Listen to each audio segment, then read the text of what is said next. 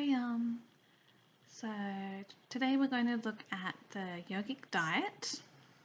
So we're going to look at what are the recommendations for someone following a yogic lifestyle, and where do those recommendations come from specifically?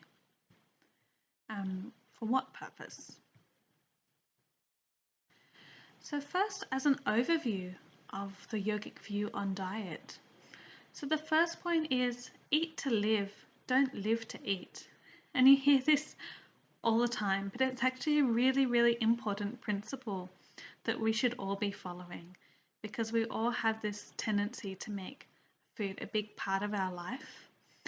And instead, we should really just be eating to help us, to nourish us within, and for what is necessary. The next point here is the sattvic foods. So these are the foods that are easy to digest, light on the body, and we'll go into more detail about these as well.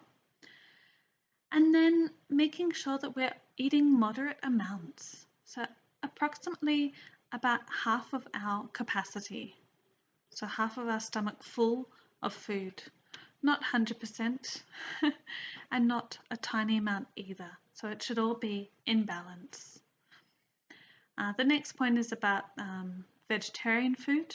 So this is highly recommended from a yogic point of view. Light, easy to digest foods, as I mentioned, the sattvic foods.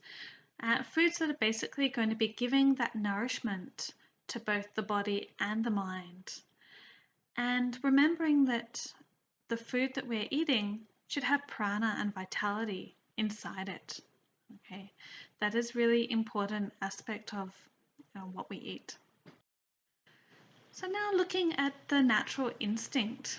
So all of us do have that natural instinct within to follow a well-balanced and healthy diet. But then we decide that we don't always want to be listening.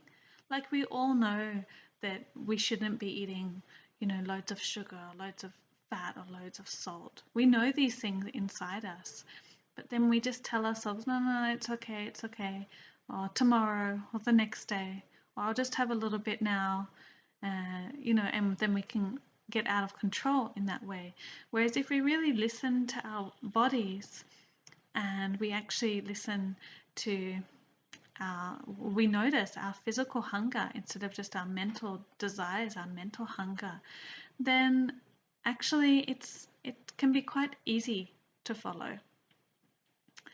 Well, easy in that we know what we should be doing, not so easy for us to practice. But the regular practice of yoga will help to stimulate these more natural instincts, because we become more in tune with ourselves, we become more aware of our conditionings, what we expect that we should be eating.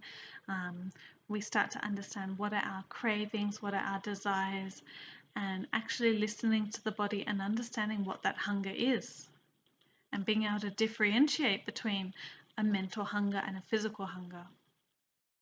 So the last point, yoga changes the habits and is a process of normalization.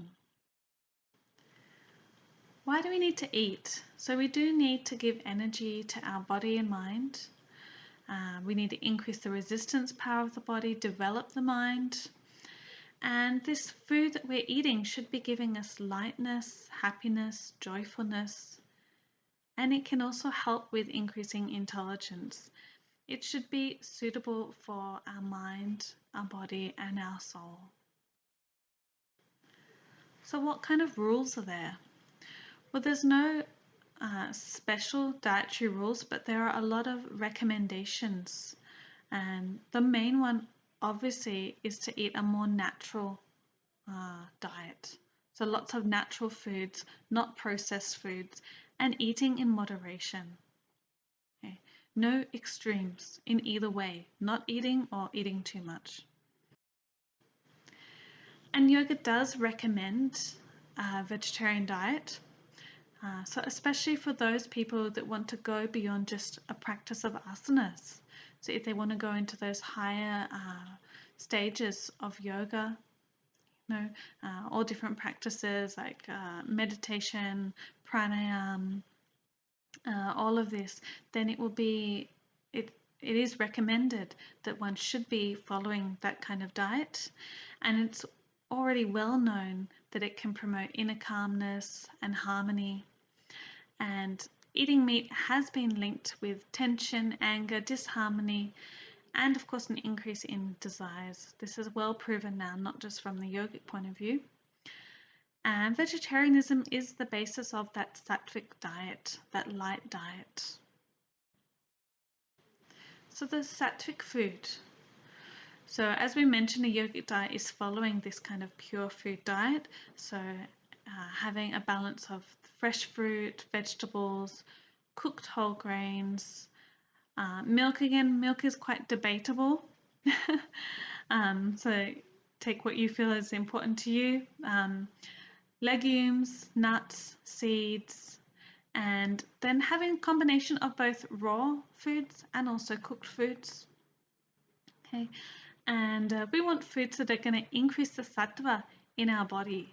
So foods that are light, very simple foods, easy to digest, and having all the nutrients that are necessary for us. So they're going to be increasing our vitality, and that will give us more clarity, more lightness, more peace of mind. And we all know this, that if we're eating that sattvic diet, we start to notice how our body and mind is starting to change. And it's interesting that if you've been following a sattvic diet for some time and then one day you have foods that are very, very heavy or very, very oily or very, very processed, you notice the difference in your mind and in your body. But for many of us, we get used to this dullness that comes from these other types of food, and we don't know any different. So then we've got the rajasic foods. So these are the ones that are having a lot of oil or a lot of spice in. They're heavy, okay, and they do create that restlessness in the mind. Meat and fish are all classified under this. Onion and garlic also. Onion and garlic are known to increase the desires more. Okay, chili also, well, that comes under spice. So those strong kinds of spices. And then we look at the tamasic foods.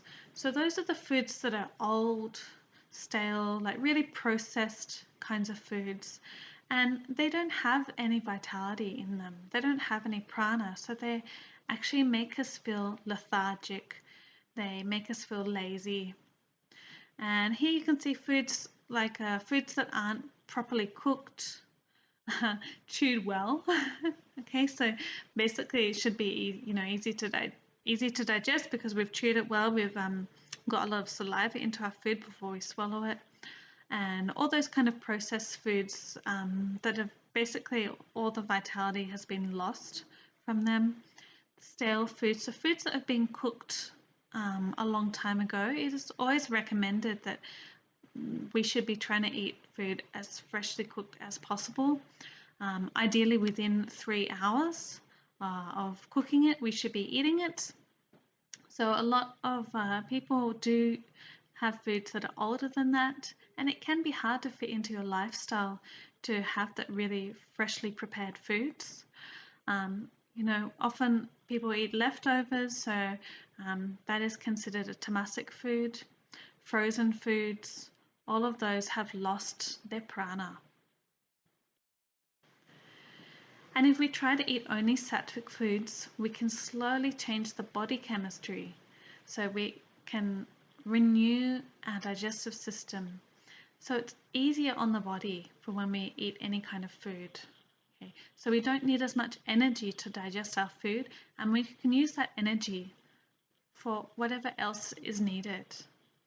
I often recommend someone who is ill, any kind of problem they might be having, if they go and eat some really, really heavy food or some really processed food, then all their energy is going to be taken up just trying to digest that food, when really that person needs their energy to heal themselves. Okay, so it is really important to try to have easily digestible food. And then how often to eat. Okay, so yoga actually recommends eating twice a day, between 10 and 11 in the morning and then at sunset. So no food during the nighttime. Of course, for many of us, it can be difficult, and it does depend on our dosha as well. For the person who has more of a pitta personality, it can be difficult to only have meals twice a day. For a kapha personality, they will find it a little easier, but it is what is recommended, and we can build up to that over a period of time. And that is especially for those that are really delving into the yogic path and following everything in a really good way. So looking at the ratios, I mentioned it briefly before. So filling the stomach half full with food, okay, having a quarter left for water or liquid soups, whatever it may be, and then having a quarter left just for digestion, so for the churning and everything that is needed, mixing up all those digestive juices that have been secreted, and that will allow digestion to be much more efficient. And you see this last sentence here, it is said in Hindu culture that the last quarter should be left for Lord Shiva. So knowing that we shouldn't be overeating, okay, so always eating that little bit less than we feel to make ourselves feel complete and full. Remembering that it takes time for the food to reach down to our stomach as well. So if we're eating slowly and mindfully, then we're going to understand when we're full. Otherwise, if we're eating very, very fast, we don't realize we've eaten enough until we're very full. So how much to eat? Now we've already talked about this, but eating enough to satisfy your hunger without having feelings of heaviness or laziness. So only eating what you feel you need. So not feeling pressure that you should be eating more food. Often there are conditionings of society, no, just eat that bit more, it's okay. So make sure that you're listening to your own natural instincts. And here's this experiment to understand if you're eating the correct amount. So one time, eat until you have a feeling of fullness and really be aware of how much you've eaten at that time. Like notice how much food you've put onto your plate. And from there, half that amount of food. Okay, and that's how much you should actually be eating. So that will mean that you have enough space that if you had that meal and then someone said, please come have a meal with me, you would have enough space to be able to eat that without making yourself feel very, very sick. And then a few other points. So trying to have fixed timings of your meals. Okay, this helps because if we know, okay, I know that I have my first meal at 10 o'clock every day, then my body starts to release those secretions, digestive secretions, at a particular time, and that will strengthen the digestion of my food, and it will allow me to take more nutrients out of that food. And here you see this next point. It's important not to skip meals, because if you are skipping meals, your body is going to still be producing all those digestive secretions, and then it doesn't get to digest anything, which also can create acidity and other problems for you.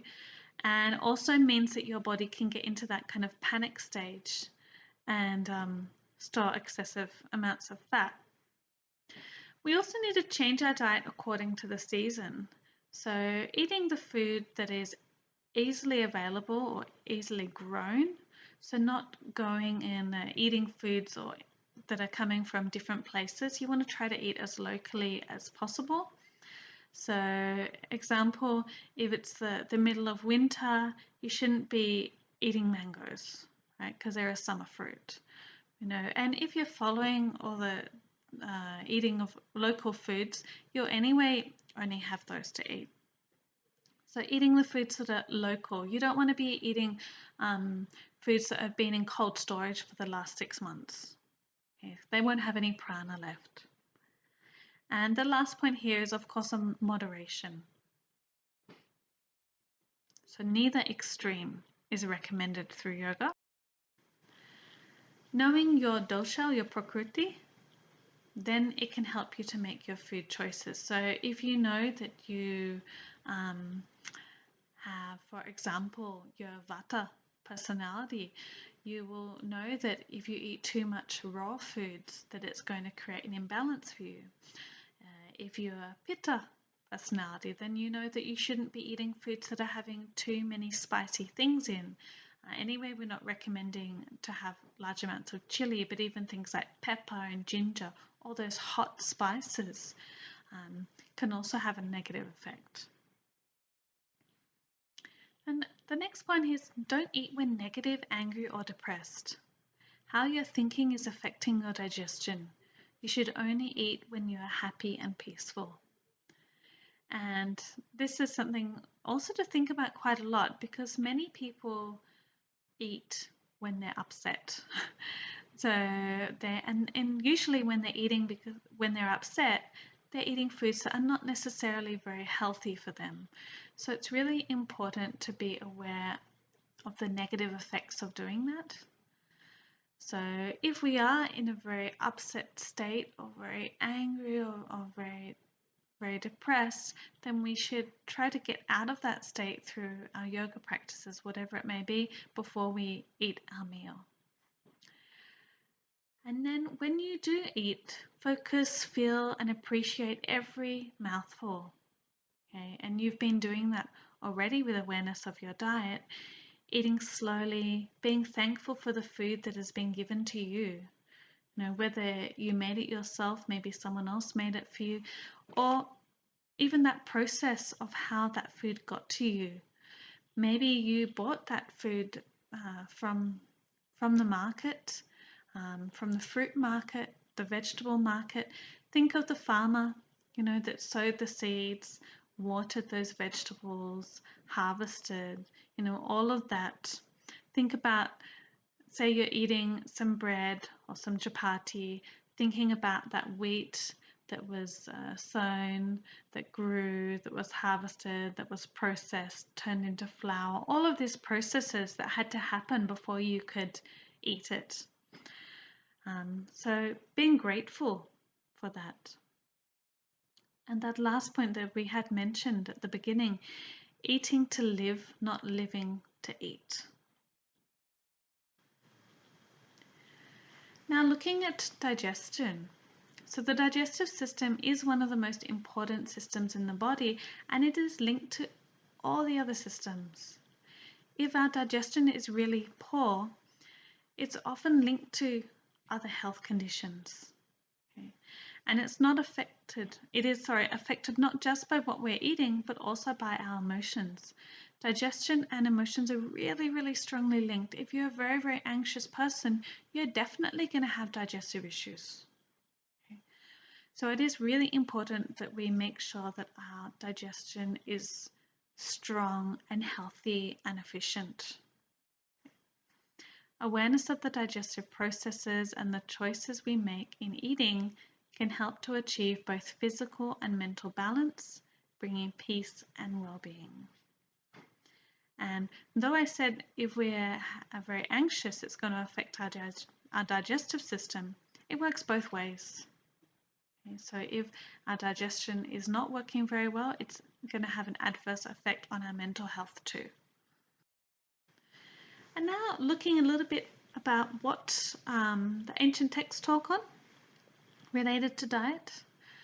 So here you'll see in the 17th chapter of the Bhagavad Gita, foods dear to those in the mode of goodness increase the duration of life, purify one's existence, and give strength, health, happiness, and satisfaction. They should supply energy but be absorbed easily. So we've talked on this already, having those light foods, but who doesn't want to increase the duration of their life or purify their existence, right?